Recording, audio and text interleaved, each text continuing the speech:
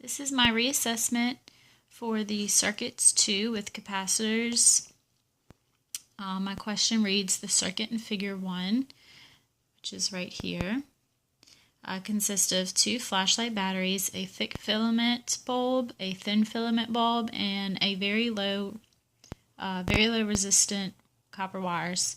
So, as you can see here, these are the 2 batteries running into the thick filament bulb and then the thin filament bulb and back around to the 2 batteries.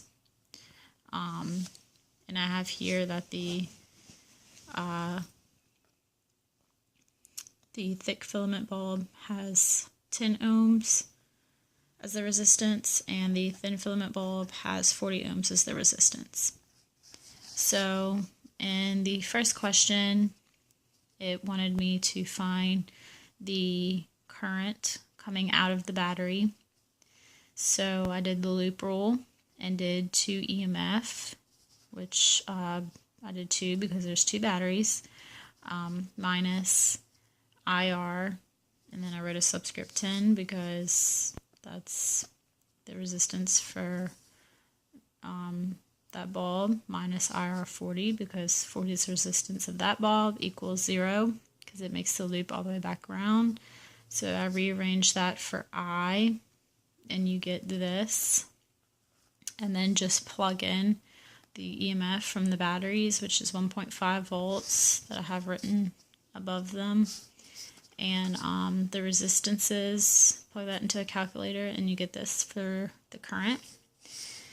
So for B, it says the tungsten filament in the thin filament bulb is 8 millimeters long and has a cross-sectional area of 2 times 10 to the negative 10 meters squared. How big is the electric field inside this metal filament?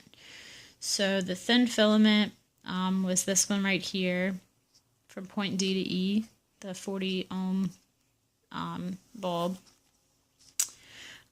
So we have to use this equation. E equals delta V over L.